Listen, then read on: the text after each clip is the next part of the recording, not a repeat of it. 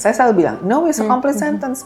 No tuh titik, no tuh bukan koma gitu. Nah, tapi a lot of times itu orang pada saat menghadapi sesuatu yang mengancam, itu saking kagetnya bisa tercekik, bisa freeze. Sehingga dia mau itu nggak bisa, mau berteriak nggak bisa, mau ngapain tuh jadi frozen. Diam itu bukan berarti setuju.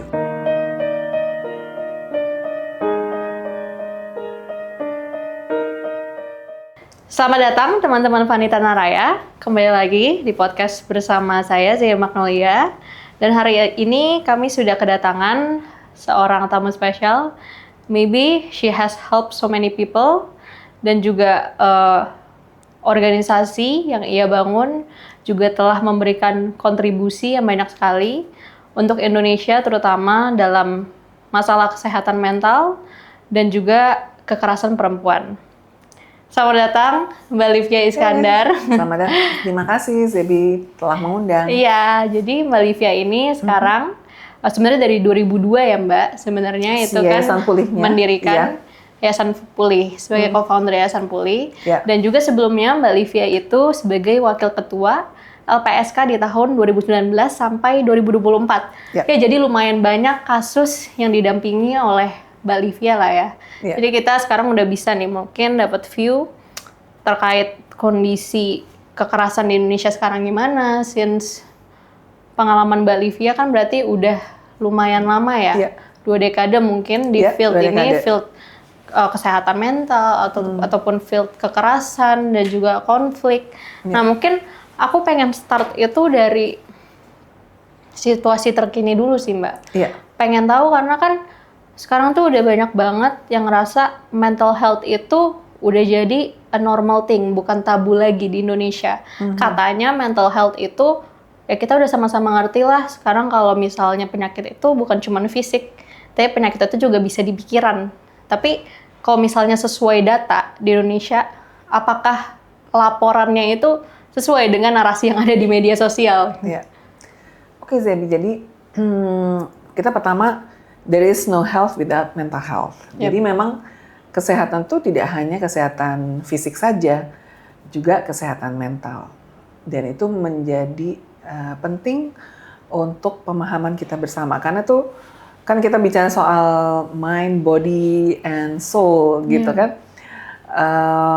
Itu semua terkoneksi, jadi kita melihatnya harus secara holistik gitu. Dan dengan kita bicara soal saat ini dengan digital age, di mana kemudian interaksi itu berkurang dengan drastis, ya maksudnya langsung ya.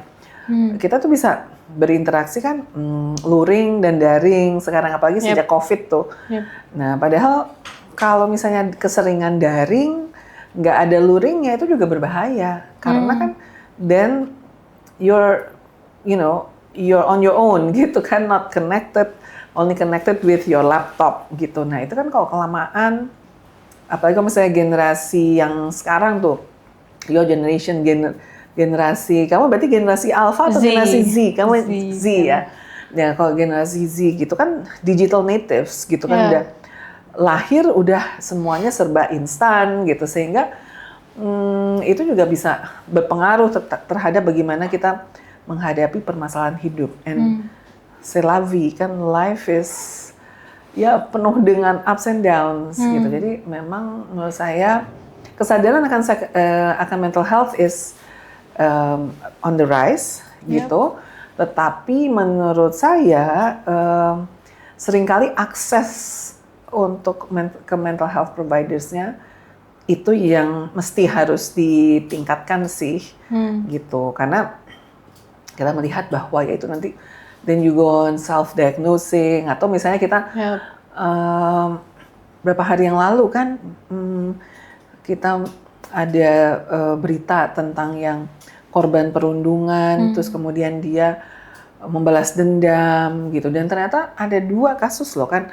Ada satu yang kemudian dia bom rakitan sendiri, yang satu lagi kan dia sampai membakar pesantrennya tuh, ada karena korban bully. Nah, ini kan jadi berbahaya banget. Nah, berbahaya bagaimana soal kesehatan mental itu harus kita lihat secara holistik gitu, bahwa it takes a village. Everybody has to look out for each other gitu, nggak bisa kemudian sendiri-sendiri gitu. Itu kan urusannya dia atau gimana, karena we have to look out for each other. Dan ini juga kita melihat bahwa ada survei pengalaman hidup perempuan nasional yang oleh Kementerian Pemberdayaan Perempuan Perlindungan Anak 2024, itu ditemukan 1 di antara 4 perempuan pernah mengalami kekerasan. Baik dari intimate others, ya orang-orang significant others, atau dari orang lain. Nah, waktu saya di LPSK tuh ditemukan bahwa ternyata pelaku kekerasan itu 85% tuh dikenal oleh orang-orang terdekat, oleh korban. Jadi misalnya selain yang di rumah, itu juga tetangga, itu guru, dosen, tokoh masyarakat, gitu. Jadi kalau yang masuk ke LPSK itu kan adalah kasus-kasus yang sudah ada laporan polisinya yang kemudian mengalami ancaman dan intimidasi supaya tidak melanjutkan proses hukumnya. 85% more itu adalah perpetrated by significant others. Nah, itu kan yang kita menjadi penting untuk lebih memahami tentang, kan orang seringkali gitu ya, dia kan pacaran. Hello. Itu urusan pribadi mereka, ranah gitu. Privat gitu. Iya, tapi kan kalau misalnya udah menjadi unsur tindak pidana kan, it becomes an issue untuk banyak orang. Jadi misalnya Abuse is not love ya, itu satu program di mana Yayasan Pulih bekerja sama dengan salah satu perusahaan kosmetik dari Prancis, YSL, Yves Saint Laurent itu. Jadi mereka punya program ini di 35 negara dan untuk di Indonesia mereka kerjasama dengan Yayasan Pulih. Jadi kita bikin kayak roadshow ke kampus-kampus. Untuk yang tahun 2025 ini kita udah bahkan double our target gitu, karena kemudian banyak kampus yang terus kami kirimin undangan dan mereka mengundang kita gitu, karena di situ kita mensosialisasikan bahwa kita tuh harus punya alarm loh untuk red flags relationship, toxic relationships. Iya, apalagi itu sekarang tuh banyak banget happening. Iya, karena banyak kasus-kasus yang misalnya kasus femisida, misalnya tadi kan aku kasih itu kasus femisida, pembunuhan karena perempuan itu dilakukan oleh pacar, mantan pacar, suami, mantan suami. 80% laki-laki ya. Iya, jadi tadi kan ternyata kasus femisida itu pelakunya 80% laki-laki dan orang-orang terdekat ya, lingkungan kita ya. Ya, memang itu tadi toxic relationship banyak sekali, bahwa ternyata ada unsur-unsur power and control di dalam banyak relasi relasi kita dengan orang terdekat. Nah, ini yang kita perlu punya alarmnya, bahwa makanya kita keliling ke kampus-kampus itu untuk ada 9 tanda loh gitu. Awareness gitu. Bahwa kalau ada ancaman, terus ada mengatur siapa yang kita bisa ketemuin, siapa gitu, malah mengisolasi kita, itu kan part of this power control. Yang kata orang-orang, aku suka cowok posesif gitu kan, suka muncul narasi-narasi seperti itu, membahayakan lah ya. Posesif, jadi kalau ada sesuatu misalnya gini, ada tadi kan bahwa mencoba menguasai gitu kan, kalau kita baca puisi-puisinya Khalil Gibran tuh kan ada yang on marriage, itu kan adalah masing-masing tuh seperti pohon yang bertumbuh, saling bertumbuh side by side, tapi not over each other. Karena kalau pada saat ada ingin menguasai atau apa, itu yang kemudian relasinya menjadi tidak setara. Padahal kan setiap makhluk hidup ada deklarasi umum hak asasi manusia, bebas untuk hidup dari kekerasan, bebas hidup untuk bisa bertumbuh, untuk bisa children's rights, untuk mendapatkan pendidikan, gitu kan, untuk mendapatkan pengasuhan. Nah, Banyak hal yang memang kalau kita berbasis hak itu banyak sekali PR kita sih. Ya, di Indonesia especially karena kita tahu bukan terkadang sih, sayangnya masih banyak yang tertutup terkait isu mental lah ya. Padahal kalau misalnya kita ngomongin soal kekerasan perempuan, aku pernah ngelihat ada suatu exhibition, cuman aku nggak ingat itu mungkin ada di luar negeri ya. Tapi aku pernah ngeliat Mbak Livia tuh mention juga UN kalau nggak salah, bikin exhibition di mana ada baju-baju, di mana perempuan di assault, dan itu mereka semuanya bajunya kaos. Normal. Iya, jadi kaos dan jeans. Jadi nggak bisa disalahin tuh bajunya, nggak bisa disalahin victimnya gitu. Tapi bahwa ada orang-orang yang memang punya niat jahat untuk melakukan hal-hal yang, maksudnya dia nggak bisa mengontrol dirinya, malah menyalahkan karena merasa diundang, ya yang undang tuh siapa gitu kan. Jadi, nah mungkin kita balik aja di Indonesia misalnya, itu kan banyak terjadi di sekolah-sekolah asrama yang misalnya ya, itu dari semua agama. Nah itu kalau misalnya pelakunya adalah tokoh agama pemilik dari sekolah tersebut gitu ya, kan dia punya power. Dan seringkali juga misalnya banyak yang dari atas sampai bawah tertutup. Jadi it's actually not the clothes, it's the mind gitu, or the mind of the perpetrator yang memang perlu untuk disekolahin. Jadi paradigma pemikiran di Indonesia ya yang masih menjadi PR tuh gimana caranya not to blame the victim, right? Tapi it's actually not only in Indonesia, Sebi. It's a worldwide phenomenon bahwa victim blaming becomes the easiest thing to do. People menjudge itu lebih mudah daripada mencoba memahami. Ya, karena itu butuh. Iya, makanya saya selalu menyampaikan, kita pikir mendengar itu gampang, tapi ternyata mendengar untuk memahami itu nggak mudah. Karena kita seringkali kita mendengar untuk menjawab, mendengar untuk defense ya, self defense, untuk defensif. Kita jarang sekali untuk menerapkan mendengar untuk memahami, untuk berempati. How it's like to be in another person's shoes. Kan that's very important. Gitu. Dan menjadi penting untuk kita punya mindset yaitu ya bahwa kindness goes a long way gitu. Dan biasanya sampai itu terjadi sama orang-orang yang kita sayangi baru yang terhenyak bahwa hey gitu ya, ternyata it can happen to anybody. Nah makanya kita sebagai perempuan kita memang perlu untuk juga maksudnya bersikap asertif gitu, mengatakan no is a complete sentence. Saya selalu bilang no is a complete sentence. No tuh titik, no tuh bukan koma. Gitu. Nah, tapi a lot of times itu orang pada saat menghadapi sesuatu yang mengancam itu saking kagetnya bisa tercekik, bisa freeze gitu. Bisa freeze. Auto-response-nya. Iya, auto-response-nya sehingga dia mau nggak bisa, mau berteriak nggak bisa, mau ngapain tuh jadi frozen. Diam itu bukan berarti setuju. Kita bicara soal konsen, persetujuan itu menjadi sangat penting. Diam itu bukan adalah persetujuan, apalagi ini saya dari satu acara minggu lalu yang sangat ada satu frase yang saya ingat ya, adalah bahwa persetujuan itu harus setara, harus sadar, dan harus sukarela. Pada saat ada relasi kuasa, itu gugur itu. Gitu. Kalau ada relasi kuasa, misalnya dosen, iya kan? Misalnya dosen, terus misalnya kamu nanti ketemunya nanti di sana ya, gitu.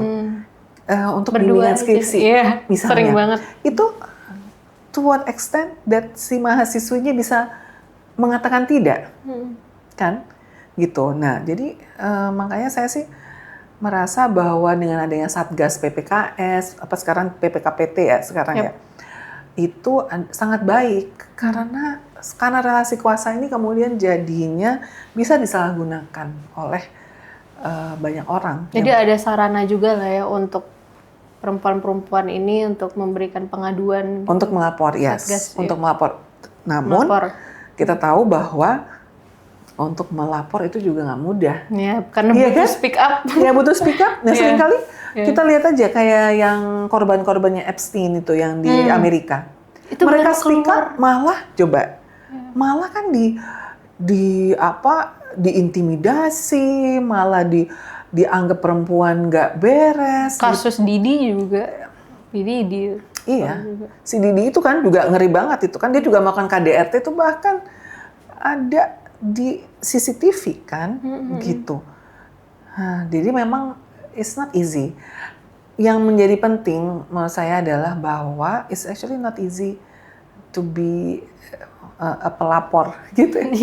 Karena kemudian apalagi kalau misalnya terlapornya tuh adalah orang penting, ya misalnya, itu nanti kita langsung dinilai tuh kredibilitas kita, gitu. Padahal sebenarnya ya itu kan kita cuma mengatakan speak up sesuatu yang terjadi, tapi malah kemudian ada ancaman-ancaman gitu, ingin berapa bulan terakhir ini kan saya menjadi investigator eksternal untuk kasus-kasus TPKS di lingkungan kerja. Nah itu menjadi pelapor tuh sama sekali tidak mudah karena dianggapnya tuh mau menghancurkan tempat kerja, menghancurkan lingkungan kerja. Reaksinya langsung defensif. Reaksinya seperti itu. Dan so it's actually not easy. Makanya saya tuh juga emang agak hati-hati juga, orang kan mengatakan, no, this is the time to speak up. Saya sebenarnya mau bilang, wait a minute, apakah kita siap dengan itu? Pada saat orang speak up, apa reaksi kita? Bukannya percaya sama korban, malah, wah nih si korbannya kayaknya dia punya political agenda, dia punya ini, padahal she's only speaking up about what happened.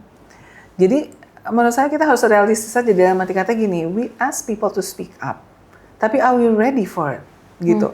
Kita perlu benar-benar merefleksikan bagaimana kita membantu gitu, membantu seorang penyintas, seorang survivor yang dia udah punya keberanian. Nah itu yang saya pikir jadi sangat penting adalah it needs courage loh, it needs a lot of courage untuk melapor. Ya gitu, karena ngomonginnya aja susah. Mengomonginya susah, sesuatu yang traumatik itu mengubah cara pandang kita terhadap dunia. Gitu, sesuatu dunia yang aman tuh menjadi dunia sama sekali mengancam gitu. And what happens if the perpetrator lives in the same house as you? Apakah itu your husband or your father atau your brother gitu kan? Itu gimana? Betapa mau speak up itu susah karena kan kemudian ini dia sebenarnya dia ya gimana aku gitu maksudnya dia especially abuse kan can happen to anyone ya apalagi kalau misalnya ibunya nggak percaya. Ada kasus-kasus di mana ibunya nggak percaya bahwa kamu nggak mengalami itu gitu, padahal anaknya udah bilang bahwa itu adalah suami ibunya atau ayahnya sendiri. Itu bisa kan ayah tiri atau ayah angkat juga bisa. Jadi ini maksudnya kalau di rumah tangga pun jadi kalau misalnya kita melihat bahwa rumah bukan tempat yang aman buat banyak perempuan dan anak gitu, misalnya sekolah pun juga banyak di transportasi umum di mana. Jadi apa yang bisa kita lakukan supaya kita itu nggak ketakutan sebenarnya? Yang salah satu itu memang we have to be assertive, we have to also punya kemampuan self defense. Menurut saya itu menjadi penting.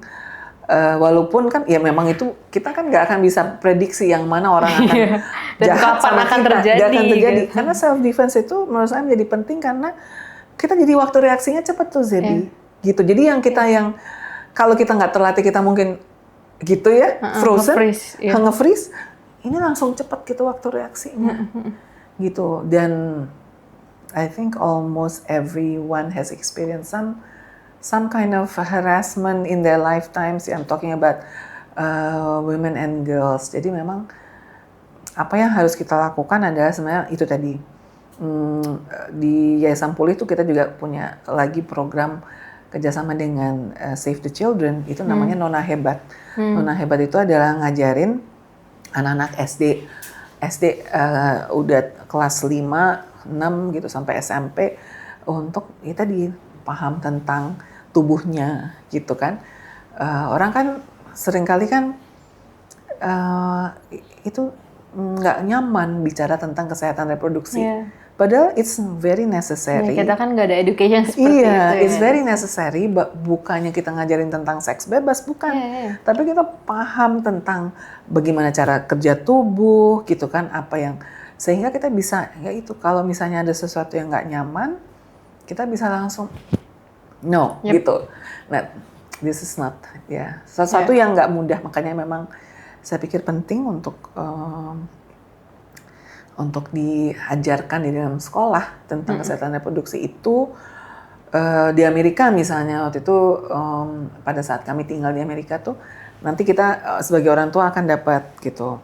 There will be reproductive health class. If you don't feel comfortable about your child attending it, please let us know. Jadi ada opsi.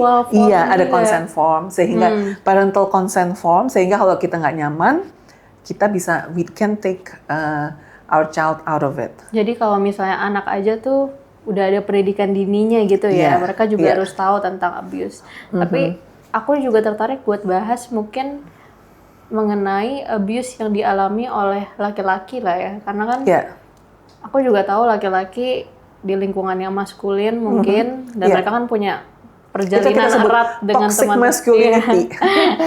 Perjalanan erat brotherhood, teman-teman. Jadi kayak gue gak mungkin nih ngomongin soal perasaan gue gitu. Dan padahal itu sangat berbahaya. Jadi pada saat kalau misalnya saya selalu bilang sama men and boys gitu bahwa perlu kita bisa mengidentifikasi perasaan yang negatif itu juga penting untuk kemudian kita bisa sampaikan gitu, dan jangan ditumpuk-tumpuk terus karena seringkali kan ditumpuk-tumpuk terus akhirnya terjadi ledakan di dalam tubuh, di dalam hati. Jadinya emosi gitu. Nah sementara di luar juga explosion tuh juga nggak baik.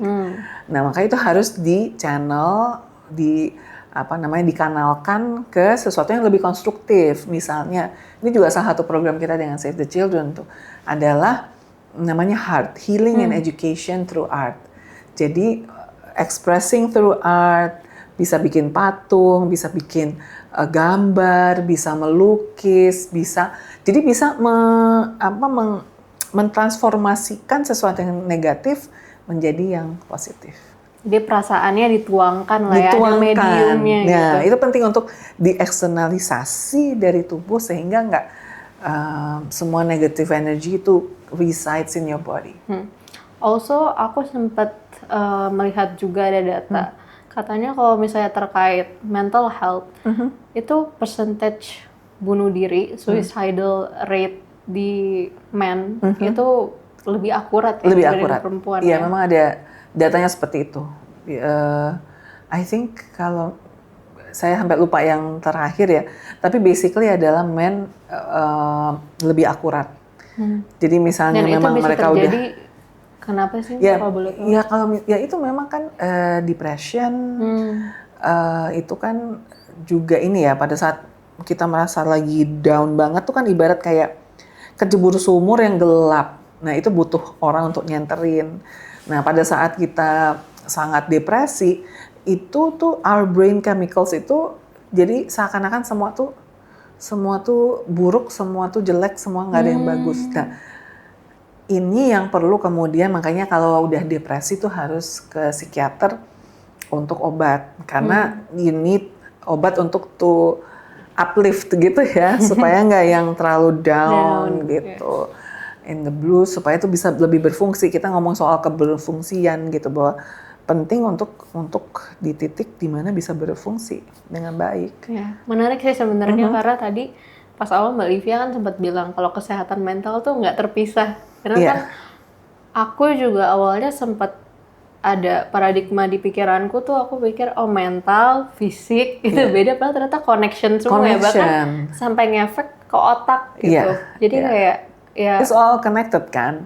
Kalau kita stres kan, kenapa kemudian kita sering sakit kepala atau kita sakit mah, fisiknya terpengaruh juga. Gitu, betul. Bahkan jadi sekarang ada satu ini lagi bahwa you also have ada gut health. Not only brain health tapi ada gut health, di mana ternyata itu juga dipengaruhi gitu di sistem pencernaan kita. Dan makanya kan kalau orang stres kan bisa kemudian bolak-balik ke kamar mandi atau gitu, atau kan bisa kita mau ujian, bisa yang gitu saking stresnya gitu kan. Jadi memang ilmu kan terus berkembang ya.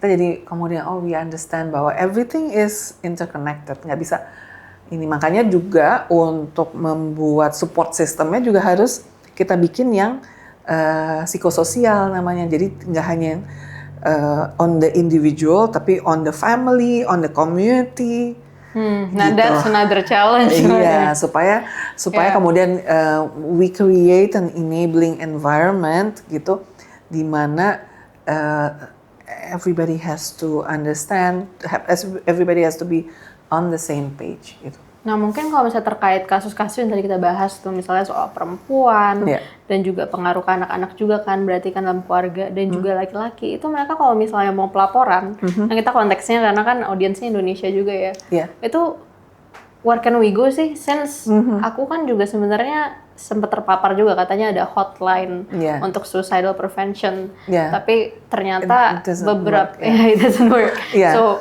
I think audience kita perlu, ya kalau misalnya urgent, gue harus kemana gitu. Iya, jadi memang kan kalau untuk kekerasan itu kan sudah ada beberapa hotline, misalnya SAPA 129 yang Kementerian Pemberdayaan Perempuan Perlindungan Anak gitu, yang kemudian nanti mereka akan menyambungkan ke P2T P2A Pemprov terdekat. Yang itu untuk yang kekerasan terhadap perempuan dan anak. Nah, untuk yang mental health, soal suicide prevention, ya sepertinya ada di Depkes ya, Kemenkes gitu. Saya pernah mencoba sih, tapi waktu itu nggak terlalu berfungsi. Jadi waktu saya coba telepon, dia bilang, Ibu harus telepon ke polisi langsung. Aduh, saya bilang udah keburu lompat nih. Waktu itu kebetulan klien saya waktu itu yang udah telepon, I'm about to jump gitu. I'm about to jump from the top of an apartment gitu kan. Terus I try to nah itu aku suruh telepon polisi dulu, terus nanti gitu akhirnya. Itu kan saya harus first hand banget. Iya gitu. Nah, jadi memang I think itu yang perlu kita tingkatkan adalah akses terhadap mental health services yang affordable gitu. Makanya tadi kan saya ngomong sama Zebi bahwa lembaga bantuan hukum kan menjamur.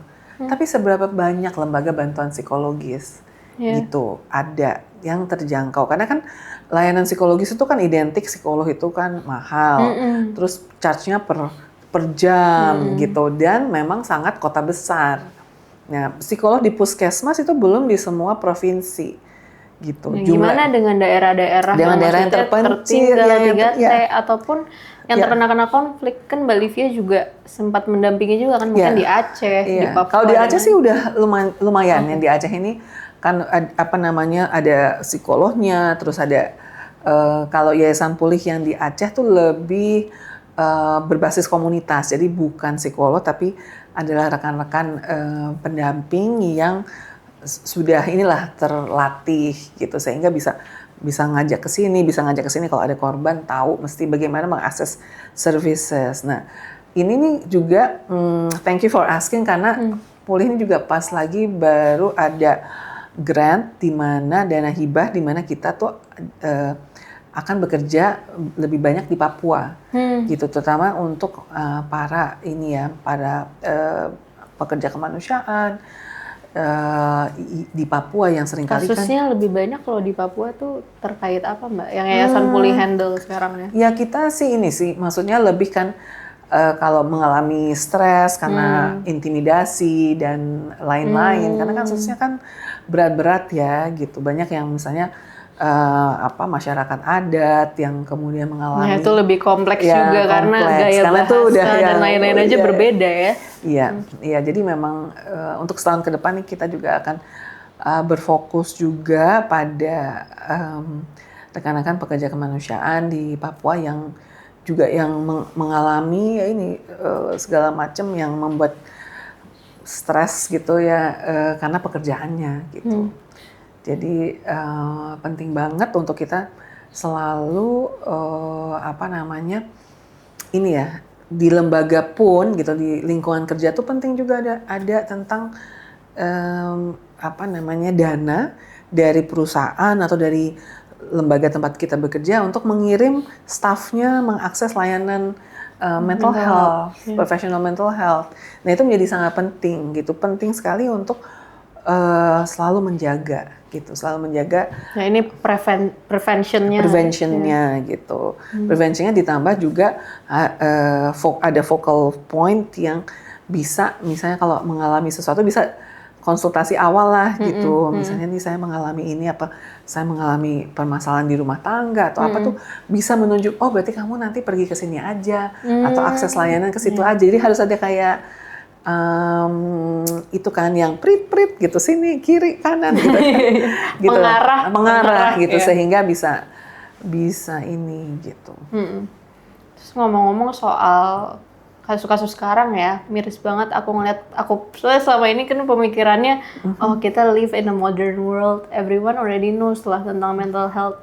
Tapi I didn't know kalau misalnya bullying masih bisa happen separah itu di Indonesia. Baru aja kemarin kan yang kasus bom di suatu SMA di Jakarta, kebetulan dekat rumahku juga itu, jadi aku agak shock. Terus juga di Udayana, di mana ya ada yang lompat dan juga bahkan sampai setelah korban sudah tiada pun bullyingnya tetap happening.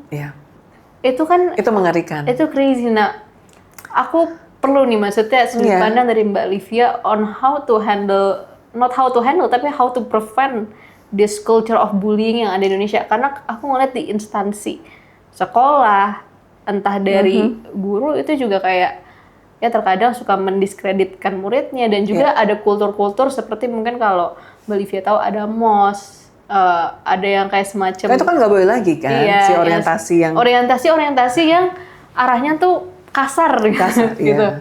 Nah kebiasaan-kebiasaan itu tuh kan harusnya dirubah. Jadi memang untuk kita kan mendengar ya bahwa ada 3 dosa besar di perguruan tinggi itu bullying, harassment sama intoleransi. Itu malah Permendikbudnya juga udah keluar tentang itu. Jadi menurut saya penting itu untuk kita memang menjadi bagian dari agent of change gitu untuk mengubah cara berpikir masyarakat. Jangan kemudian kita berpikir orang lain aja yang melakukan. No, start dari kita nih, gitu kita sendiri gitu untuk mengatakan bahwa zero tolerance to violence, toleransi 0 terhadap any kind of violence, karena violence itu akan kemudian bisa yaitu membuat orang merasa nggak nyaman, merasa jadi jadi parno dengan segala macam. Dan memang kita tuh bahkan kekerasan tuh bisa terjadi di dunia digital juga, yang kekerasan berbasis online di mana tuh ya doxing gitu ya, data kita dikirim gitu. Belum lagi terus kemudian ada sextortion ya yang untuk memeras gitu. Jadi memang I think we need to be extra careful aja. Terus kalau misalnya kita bahas tadi kasus bullying di sekolah ya, itu sebenarnya tindakan pemerintah harus gimana ya? Karena kan selama ini sebenarnya memang sudah ada beberapa bagian ataupun divisi di sekolah yang tupoksinya tuh untuk mental health. Contohnya misalnya guru BK gitu.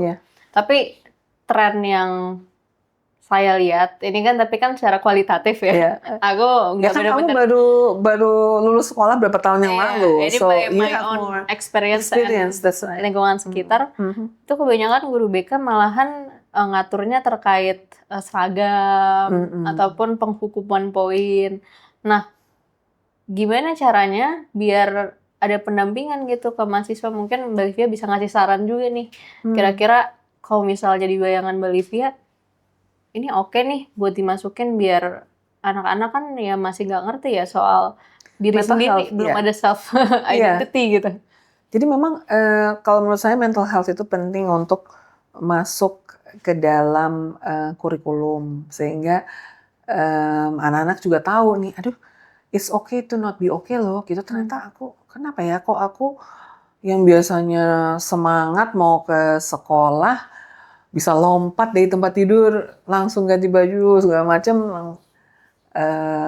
itu jadi nggak semangat, gitu. Ternyata memang soal perundungan itu, karena kan buat anak-anak kan, sebaya tuh kan penting gitu kan. Penting. Social interaction. Iya, itu penting. Jadi kalau misalnya acceptance itu kan penting. Kalau misalnya nggak diterima apa segala macam kan, gitu. Saya pernah menangani kasus di mana dia mengalami bullying, terus dia sampai bingung mau ngapain. Akhirnya dia kukunya dia panjangin sampai semuanya panjang-panjang gitu, dan nggak mau tuh digunting gitu, karena dia udah berpikir kalau misalnya aku bully lagi, aku self defense gitu.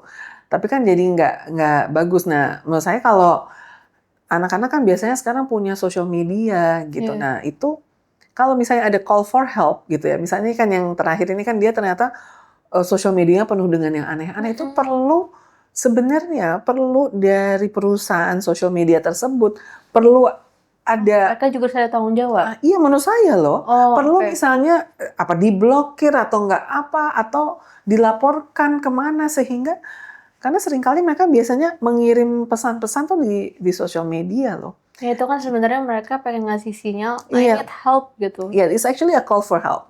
Gitu kan, kayak di Amerika yang gun violence itu biasanya sebelum mereka pergi ke sekolah gitu kan mereka sebenarnya udah Snapchat lah, foto gini. Gitu. Jadi memang menurut saya kita mulai dari perusahaan sosial media dulu. Mereka kalau misalnya ngeliat nih bisa ini kan ada algoritmanya gitu. Kalau misalnya something just not sit right, ya penting untuk mengalert untuk diblok atau jadi supaya, atau gimana sistem untuk ngasih tahu siapanya gitu.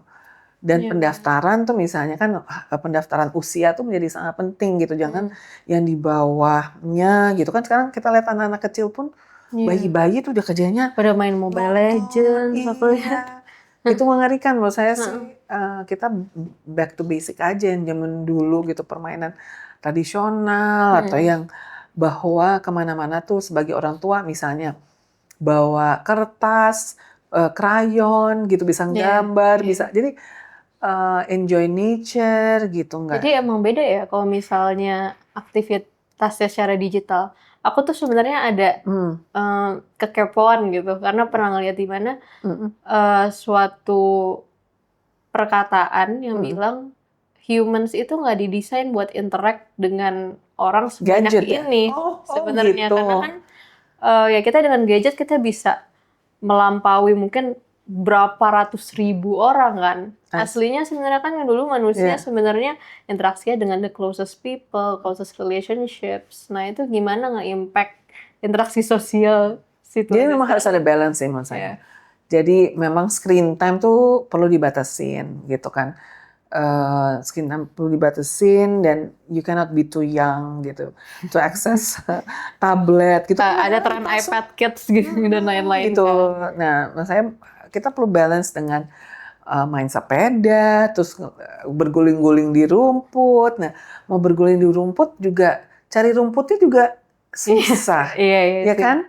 Gitu, apalagi bisa di perkotaan, ya kan dibangun tuh RPTRA yang ruang untuk ini kan bisa main dan sebagainya. Kalau misalnya memang sulit karena di perkotaan, tapi menurut saya, I think back to basic. Bukannya kemudian kita menutup semua, nggak boleh sosial media, tapi harus misalnya usianya memang sesuai gitu kan. Terus orang tua juga jangan nyuruh anak-anaknya aja, tapi dia juga harus walk the talk gitu kan. Misalnya, kamu baca buku dong.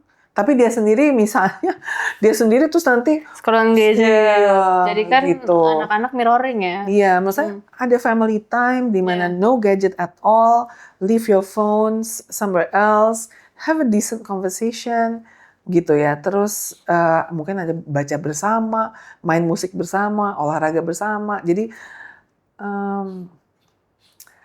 balance lah gitu. Karena sesuatu yang over itu memang nggak baik, apalagi bucin itu juga nggak baik. Banyak cinta yang berlebihan tidak baik ya. Anything yang berlebihan nggak baik. Bombing ya kalau zaman sekarang. Iya, itu is never a good thing. Jadi memang kita harus tahu alarmnya harus bunyi tuh when toxic relationship in pertemanan, misalnya kita mengalami bullying dari teman-teman sebaya dan sebagainya itu kita perlu untuk kita nih we need to report this gitu, jangan yang terus ya nggak enak tapi memang perlu tadi enabling environment di mana terus nggak victim blaming, terus memang will regard any report seriously gitu, karena kalau orang udah sampai speak up jarang banget ya, memang ada persentase kecil ya yang melakukan itu karena other ini ya factors, tapi majority itu melakukan melapor itu karena memang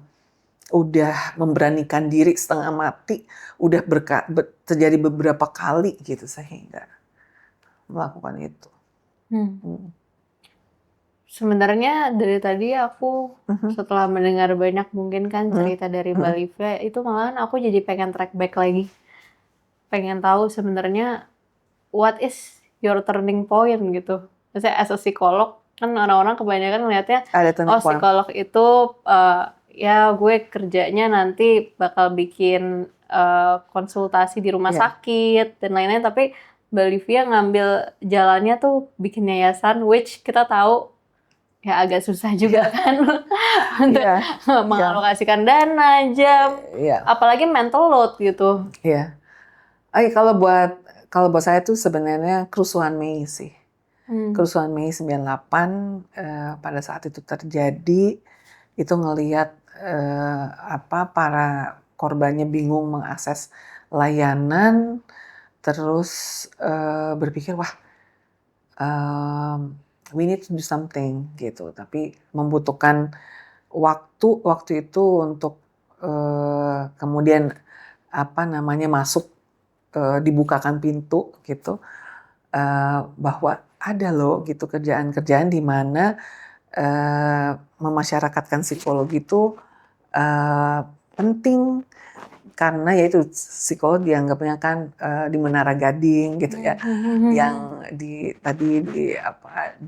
kantor yang gedung tinggi, dan yang lebih kurang yang kemudian terjun ke masyarakat. Jadi terus dibukakan pintu, terus lihat iya ya, there's this whole world out there gitu. Terus kemudian aku sempat direkrut juga di Komnas Perempuan di awal-awal itu. Terus dari Aceh sampai Papua selalu ditanya di mana psikolog-psikolog yang bekerja untuk masyarakat yang hadir. Iya, jadi akhirnya aku mengajak Mbak Kristi, sekarang Prof Kristi udah jadi guru besar di psikologi UI, untuk Mbak, ayo kita bikin sesuatu, bikin lembaga di mana kita bisa merekrut banyak orang untuk peduli tentang masalah ini gitu.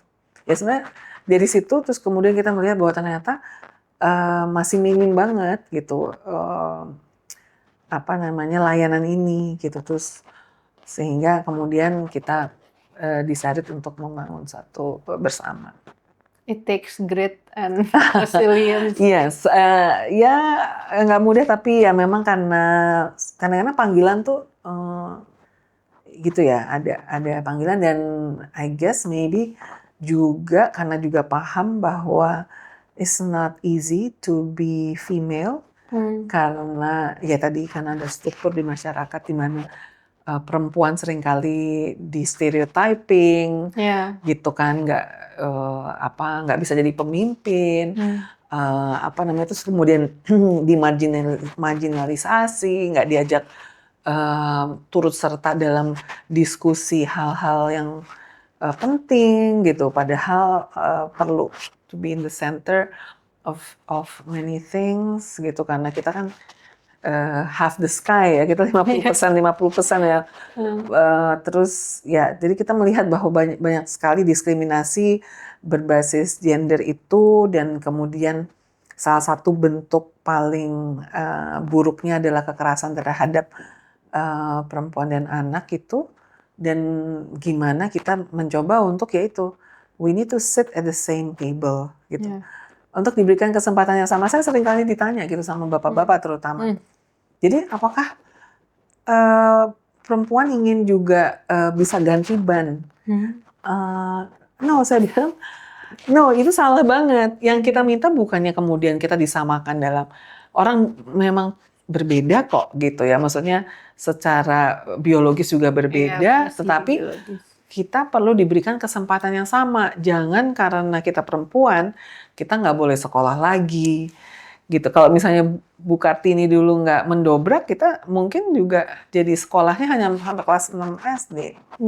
Gitu. Jadi kita harus diberikan kesempatan yang sama, terutama juga yang untuk tadi, yang untuk bertumbuh, karena sesuatu yang nggak setara tuh nggak baik tadi, gitu. Jadi memang pada akhirnya jadi orang tuh berpikir, wah nih jadi pingin disamakan, bukan kesempatannya yang sama, bahwa kita memang paham ada perbedaan gitu dalam.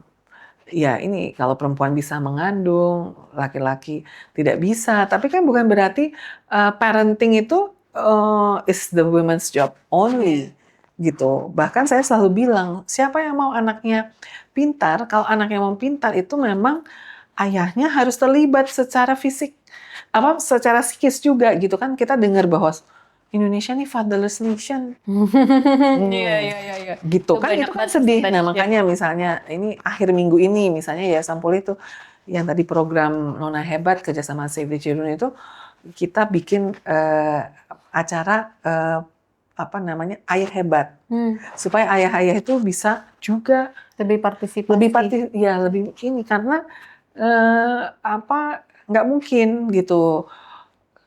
Kita harus mengubah gitu cara berpikir yang gender bias gitu. Zaman dulu kan kalau pas SD aku tuh ibu memasak di dapur. Sumur dapur kasur. Nah, bapak membaca koran. Menurut saya mulai dari situ harus kita ubah bahwa bapak juga bisa tuh nyetrika, emangnya gitu kan? Bapak tuh juga bisa masak, malah koki-koki di restoran, di hotel kan banyak laki-laki, gitu. Kenapa kalau di rumah itu ibu, kalau yang nah ini sebenarnya lebih itu sih, bahwa semua punya bakatnya masing-masing, tapi memang harus ada kesempatan yang dibuka. At least kesempatannya sama, aksesnya sama ke situ.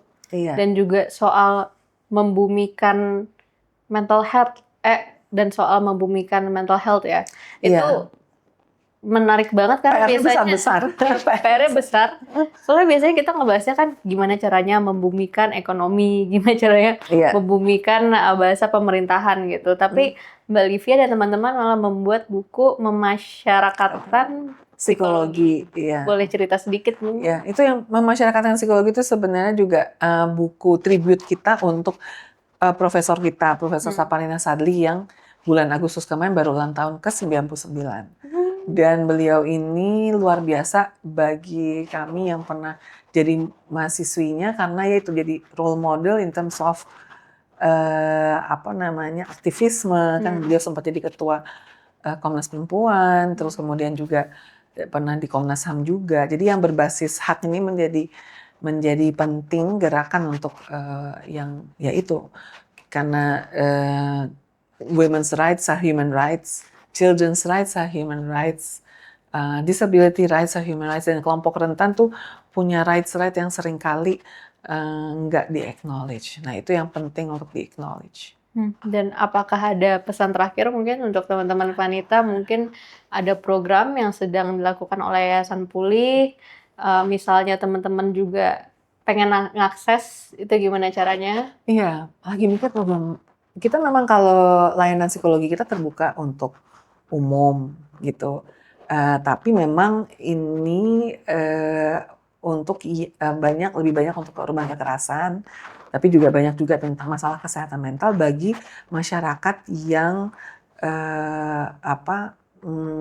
yang affordable gitu untuk masyarakat. Nah, tapi kami juga punya social enterprise yang bagi orang-orang yang can afford gitu. Jadi kita memang jadi punya dua, yang satu di Pasar Minggu, yang satu di Jalan Brawijaya dekat Wali Kota Jakarta Selatan. Nah itu buat yang perusahaan, buat yang can afford. Kalau yang di Pasar Minggu untuk yang bisa menjangkau masyarakat lebih luas. Yeah, so many things we've got from Mbak Livia A to Z actually ya, dari mental health, soal abuse gimana, soal relationship gimana, situasi di Indonesia. Bahkan sampai ke education, ternyata mental health juga harus masuk ke situ ya. Dan di segala bidang ini tuh sebenarnya ya mental health tuh holistik gitu, bukan menjadi hal yang terpisah antara fisik dan mental. Dan semoga teman-teman yang menonton ini bisa dapat pembelajaran dan bisa juga follow juga ya platformnya Yayasan Pulih, bantu dukung juga, bantu dukung Vanita juga, biar kita masih bisa nih ngundang-ngundang pakar-pakar yang seperti Mbak Livia juga. Terima kasih banyak teman-teman Vanita Naraya. Sampai jumpa di episode berikutnya.